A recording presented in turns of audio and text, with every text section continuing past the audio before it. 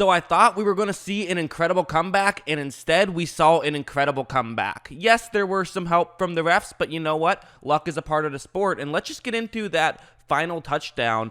Let's go with it's going to be a zone coverage play that LA is in. And the way this is working for Buffalo is they're going to have a receiver sort of run a little bit in the end zone and then just try to run deep. And his job is he's going to pull an LA player who's in charge of covering that side of the field further towards the middle of the field. Because then they have another tight end who's going to run underneath. He's going to try and get open, and no one's really going to realize that that's what's going to happen since he's on the complete opposite side of the field. Looked like an LA linebacker noticed it late, tried to hold him, couldn't even hold him, and that resulted in a touchdown. Actually, not a bad play by that LA player to try to just commit the penalty, except the fact that it's holding and, they gain a yard and nothing else. But it wasn't enough. Allen made a very good throw, and they get the touchdown. That was the one that won it. Again, you can blame the refs all you want. I think that I see why they called it that way. I wouldn't have called it that way. But at the end of the day, luck's a part of the sport. The Bills got lucky and they took advantage, and that's as simple as it gets. But yeah, I had to talk about that one. But now I'm gonna just get into sort of what I like from Allen as a whole throughout the course of this game, because I thought he actually played very well despite the almost big comeback. We'll start things off with this play. The way it's going to work is that actually the primary read on this play, Allen's first read, is going to be to an offensive lineman who is checked in at eligible right now. They have 6 O-linemen, so one is technically an eligible receiver. They also have a couple of tight ends that Allen could decide to throw to. The reason for this is because they're trying to sell as though it's going to be a running play, which makes sense. They want to get LA out of position, and they want to run a play action and throw the ball. And it's a really good way to sell it when literally you don't have a single receiver on the field to begin with. So this makes a lot of sense. And what I like about this is that Allen's, he looks at his first read to the offensive lineman, 71. But an LA player does a really good job of reading this. He's going to just sort of push that offensive lineman out of the way, which you legally can do since you're not past 1 yard of the line of scrimmage. So while Allen is looking in that direction, he now realizes this is not a throw he can make. And again, if we want to talk about the differences between this year Allen versus Allen of years past, in the previous Josh Allen era, he would be the kind of guy where he would stay on one read for far too long. But in this era, he does do a very good job. I mean, and he was never terrible at it, but he's doing a much better job this year of just looking around and being able to get off his first read very quickly. He looks at him for a second, realizes that's not open, finds another tight end who is going to be open, and that's Lee Smith, not exactly a household name. But again, they were trying to sell to play action. And just a good job by Allen of finding the open guy. Another thing I want to talk about when it comes to Allen is the option play. They ran a few options and had some success with it.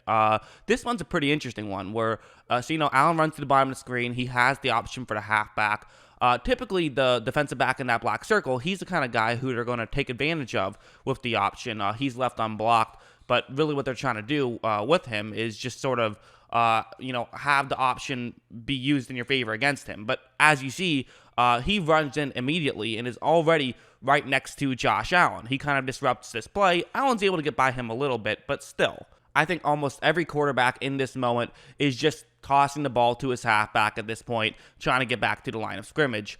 But not Josh Allen. Josh Allen instead, what he's going to do, even though he's looking back at the halfback, that's just a fake. He's then going to cut over the middle, and he's able to run forward and pick up a first down. And so, he was able to do that fake. And listen, Josh Allen will at times drive you crazy because he makes these decisions and they don't work out, and they look really ugly when they don't work out. But the fact that he's just willing to do it, I think is good enough because it really does help you throughout the course of a game. The fact that he is willing to take those chances. Like this one's another one. It's going to be an option to the top of the screen this time. And again, the reason why the option can work so well, especially in a short yardage situation, is that you have a couple of offensive linemen who are going to run out and block. One of them's moving up to block a linebacker or a defensive back who's in the middle of the field, meaning that the player who's in charge of containment on the edge is completely unblocked right here, which you would never do if it was just a regular running play. But as you see, when Allen gets out there, he can sort of fake as though it could be a toss to the halfback. And maybe he should toss it to the halfback in this situation. I mean, this is pretty good defense by that LA player. I mean, he's doing what he can. He's kind of on an island right here, and he has to try to cover two guys. So he's doing what he can. But Allen's going to fake it a little bit, get to the inside a little bit, and just falls forward and picks up the first down. Just a good, or excuse me, picks up the touchdown. Just a really good play, and not one that many other players in the NFL make. And that's the appeal of Josh Allen. Even when Allen wasn't, throwing for 300 yards every game, he was still doing a great job at being able to run with the football. And he always has that benefit. And of course, it's even bigger of a benefit when he's actually throwing the ball well now as well. And I think his running ability does it sets things up for the passing game to some degree, where, like, take a look at this play. This is going to be zone coverage, and it's going to be a play action to the top of the screen. Allen is going to run the ball down to the bottom of the screen as a rollout. He has Gabriel Davis running a deep route, and something is going to go wrong here. I don't know exactly what happened because I can't see the full field. I'm not going to be able to see the broadcast footage. But an LA player, there was some sort of miscommunication right here. And you're going to notice this because as this play starts, really look at what's going on right there in that yellow circle. So that Rams player is passing off Davis, which to me, I think is what he's supposed to do. I think he's doing the right thing on this play. He is supposed to pass off Davis, and because he is going to do that, you would expect there to be an LA player behind him, right? And also, he kind of has to do this too. This is what I'm talking about with Josh Allen's running ability, where in zone coverage, you can't just abandon your assignment in the middle of the field and run too far deep, because Allen could then just run with the football and he would go along the sideline and pick up the first down easy. So you do have to make sure you stay in your zone, which, if this was like a Tom Brady, you wouldn't have to do that because the running threat isn't there. So he does have to make sure he comes back.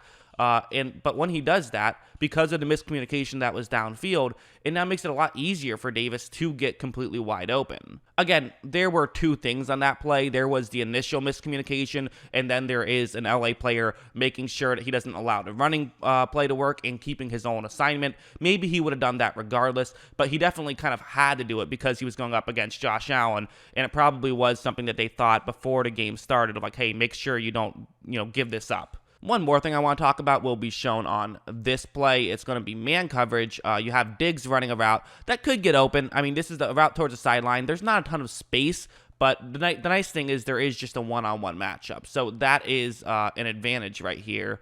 And as this play starts, you notice that eventually Diggs is going to get open. It takes a little bit, but he does eventually get open.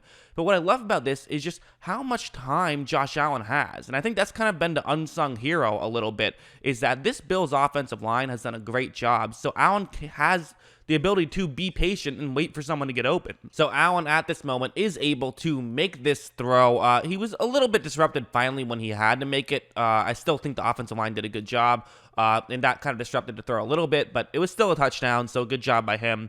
And really what I like about that play just is the patience of Allen, him just sort of waiting until his player got open and then being able to make the throw. And he's able to do that because his line has been doing a really good job of blocking for him so far. So really, I mean, fantastic job by Allen, just to be patient like that. Very nice to see. That's just what I think. What do you guys think? Let me know what you thought of Josh Allen's Week 3 performance. Let me know in the comments below. Always love hearing from you. And of course, as always, thanks for watching.